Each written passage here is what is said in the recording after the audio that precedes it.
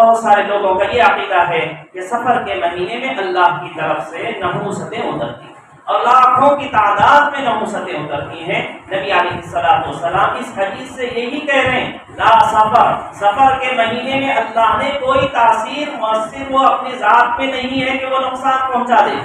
سفر کے مہینے کو اللہ نے کسی مہینے کو اللہ نے منحوس نہیں بنایا ہے، تو اس مہینے کو بھی اللہ تبارک و تعالیٰ نے منحوس نہیں بنایا ہے۔ اللہ تعالیٰ بلا کسی وجہ سے نحوستیں نہیں اتارتے ہیں۔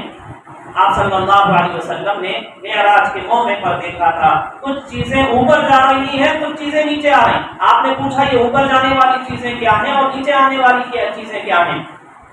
تو آپ صلی اللہ علیہ وسلم کو بتایا گیا یہ اوپر جانے والی چیز بندوں کے اعمال ہے، نیچے آنے والی چیز اللہ کے فیصلے ہیں۔ تو نحوستیں ہوں، بے برکتیاں ہوں، پریشانیاں